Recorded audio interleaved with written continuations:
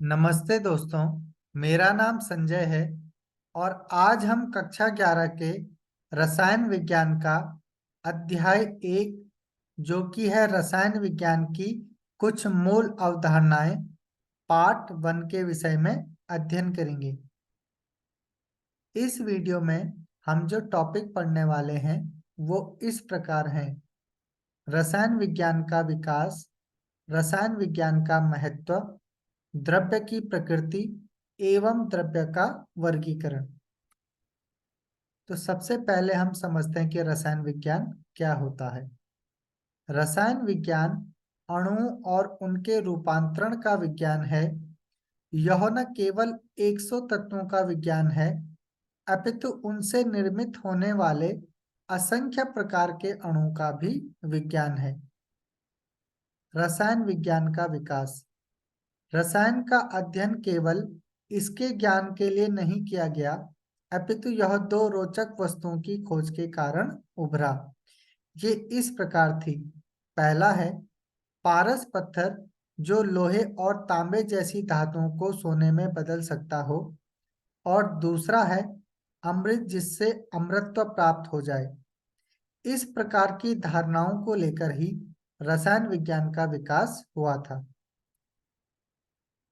पुरातन भारत में लोगों को आधुनिक विज्ञान के उभरने से बहुत पहले से अनेकों वैज्ञानिक तथ्यों की जानकारी थी। वह उस ज्ञान का उपयोग जीवन के विभिन्न क्षेत्रों में करते थे। रसायन का विकास प्रमुखतः 1300 से 1600 सीई में कीमिया और औसत रसायन के रूप में हुआ। पुरातन भारत में रसायन को रसायन शास्त्र, रसतंत्र, रस क्रिया अथवा रस विद्या कहा जाता था। इनमें धातु कर्म, औसत, कांतिवर्धक, कांच, रंजक इत्यादि सम्मिलित थे। रसायन द्रव्य के संगठन, संरचना, गुणधर्म तथा परस्पर क्रिया से संबंधित है। पदार्थ के मौलिक अवयवों, परमाणु तथा अणुओं के माध्यम से अच्छी प्रकार से समझा जा सकता है। यही कारण है कि रसायन विज्ञान परमाणु तथा अणु का विज्ञान कहलाता है। अब हम समझते हैं रसायन विज्ञान का महत्व। विज्ञान में रसायन विज्ञान की महत्वपूर्ण भूमिका है, जो प्रायो विज्ञान की अन्य शाखाओं के साथ अभिन्न रूप से जुड़ी हुई है। रसायन विज्ञान के सिद्धांतों का व्यवहारिक उपयोग विभिन्न क्षेत्रों जैसे मौसम विज्ञान, मस्तिष्क की कार्यप्रणाली, कंप्यूटर प्रचालन तथा उर्वरकों, क्षारों, अम्लों, लवणों, रंगों, बहुलकों, दवाओं, साबुनों, अपमार्जकों, धातुओं, मिश्र धातुओं आदि सहित नवीन सामग्री के निर्माण में लगे रासायनिक उद्योगों में होता है। रसायन विज्ञान राष्ट्र की अर्थव्यवस्था में भी महत्वपूर्ण भूमिका निभाता है। मानव के जीवन स्तर को ऊंचा उठाने हेतु भोजन, स्वास्थ्य सुविधा की वस्तुएं और अन्य सामग्री की आवश्यकताओं को पूरा करने में भी इसकी महत्वपूर्ण भूमिका होती है। इसके अतिरिक्त रसायन विज्ञान राष्ट्र के विकास में भी अत्यधिक योगदान देता है।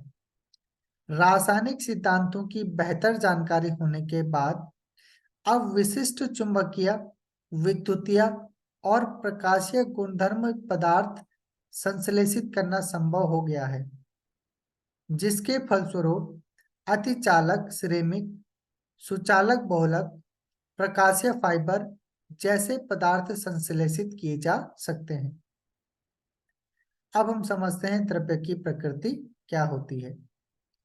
कोई भी वस्तु जिसका द्रव्यमान होता है और जो स्थान घेरती है, द्रव्य कहलाती है। हमारे आसपास की सभी वस्तुएं द्रव्य द्वारा बनी होती है।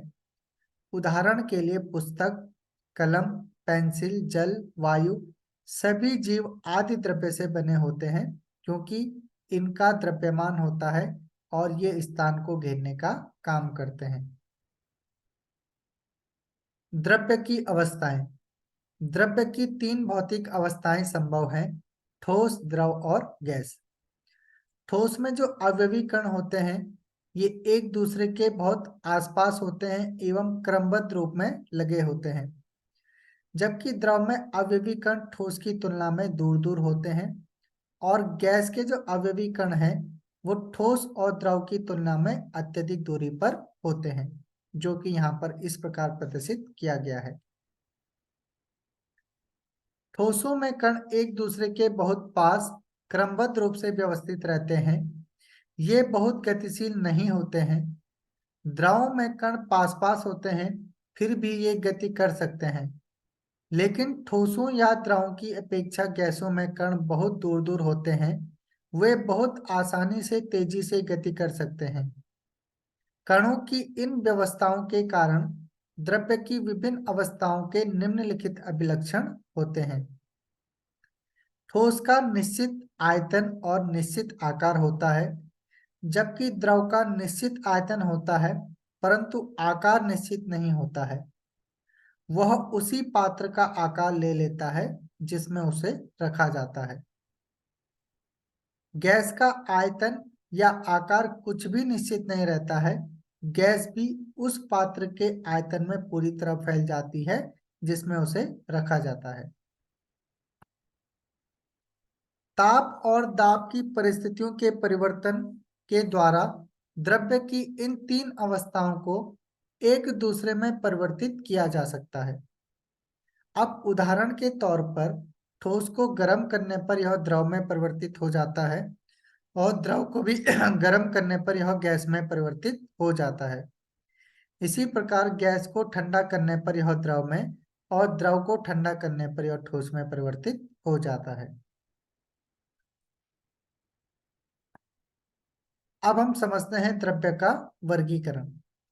द्रव्य को दो पार्ट में वर्गीकरण किया गया है। पहला है मिश्रण और दूसरा है शुद्ध पदार्थ। अब मिश्रण भी दो प्रकार के होते हैं, एक है सामांगी मिश्रण जबकि दूसरा है विषमांगी मिश्रण। और शुद्ध पदार्थ को भी दो वर्गों में विभाजित किया गया है, जिसमें से पहला है तत्व और दूसरा है यौगिक। तो इस प्रकार से द्रव्य का वर्गीकरण किया गया है। जब किसी पदार्थ के सभी संगठक कण रासायनिक रूप से समान होते हैं तो इसे शुद्ध पदार्थ कहते हैं। किसी मिश्रण में दो या अधिक पदार्थों के कण किसी भी अनुपात में उपस्थित हो सकते हैं। उदाहरण के लिए जल में चीनी का विलयन, हवा, चाय आदि सभी मिश्रण होते हैं। सामांगी मिश्रण में घटक एक दूसरे में पूर्णतया मिश्रित होते हैं। इसका अर्थ है कि मिश्रण में घटकों के कण संपूर्ण मिश्रण में एक समान रूप से बिखरे रहते हैं और पूरे मिश्रण का संगठन एक समान होता है। जल में चीनी का विलयन और हवा सामांगी मिश्रण के उदाहरण हैं।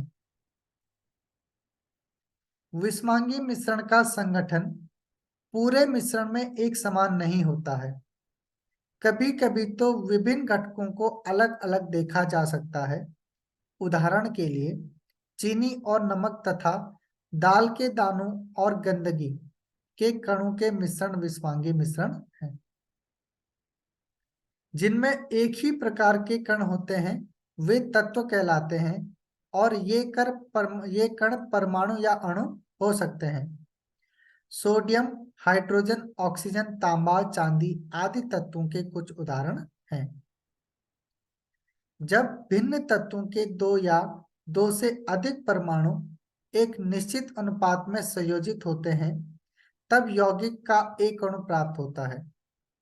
जल, अमोनिया, कार्बन डाइऑक्साइड, चीनी आदि यौगिकों के कुछ उदाहरण हैं। यानी कि तत्वों से मिलकर ही यौगिकों का निर्माण होता है। जब दो या दो से अधिक तत्व आपस में मिल जाते हैं तो यौगिक का निर्माण हो जाता है। और जल और कार्बन डाइऑक्साइड के अणु का निरूपण इस प्रकार किया जाता है। जल में दो हाइड्रोजन परमाणु और एक ऑक्सीजन परमाणु होता है, जबकि कार्बन डाइऑक्साइड में एक कार्बन और दो ऑक्सीजन परमाणु आपस में जुड़े होते हैं। परमाणु तत्व का वह सबसे छोटा कण है जो रासायनिक अभिक्रिया में भाग ले सकता है परंतु स्वतंत्र अवस्था में नहीं रह सकता। उदाहरण के लिए हाइड्रोजन, ऑक्सीजन, ये जो है वो H2O2 के रूप में ही हमारे वातावरण में विद्यमान होते हैं। सिंगल हाइड्रोजन परमाणु, सिंगल ऑक्सीजन परमाणु कभी स्वतंत्र अवस्था में नहीं रह सकता है। जब भिन्न तत्वों के दो या दो से अधिक परमाणु एक निश्चित अनुपात में संयोजित होते हैं, तब यौगिक का एक अणु प्राप्त होता है। किसी यौगिक के घटकों को भौतिकीय विधियों द्वारा सरल पदार्थों में पृथक नहीं किया जा सकता। उन्हें पृथक करने के लिए रासायनिक विधियों का प्रयोग करना पड़ता है। और जब यही परमाणु जो है ये आपस में मिलते हैं तो अणु का निर्माण होता है। आज के लिए इस वीडियो में इतना ही। नेक्स्ट वीडियो में हम पढ़ेंगे द्रव्य के गुणधर्म और उनका मापन। तो मिलते हैं नेक्स्ट वीडियो में।